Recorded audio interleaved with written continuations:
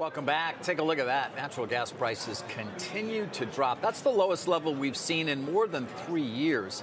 Pippa Stevens is tracking it and perhaps can explain to us what exactly is going on here. Pippa. Hey, David. Well, bouncing back a little bit, but nat gas is still down 50% in a month, sinking to the lowest level since June 2020 as 4 key headwinds weigh on prices. The first and most important is the mild winter temperatures that we've seen in the U.S. December was the warmest on record, and apart from a few brief cold snaps, this winter has been moderate, which cuts heating demand and therefore nat gas demand. EBW Analytics' Eli Rubin told me weather-driven demand has been, quote, off the charts bearish. Less demand means more gas in storage, with inventory roughly 11% above the 5-year average. Production also remains around record levels. And finally, one of Freeport's 3 LNG trains is currently undergoing repairs, which reduces export demand.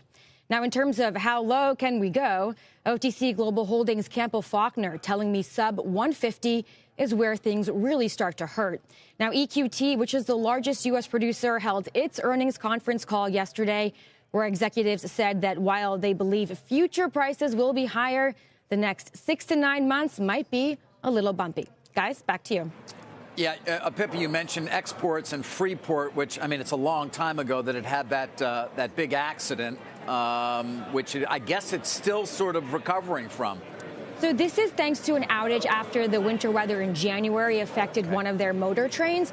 And so they said that it'll be offline for about a month. But at a time when the market is already very oversupplied, any change in the demand picture and any reduction in terms of our export capacity is going to hit prices. Pippa, pretty stunning. These multi-decade lows. We'll keep track of it with your help. That's our Pippa Stevens today.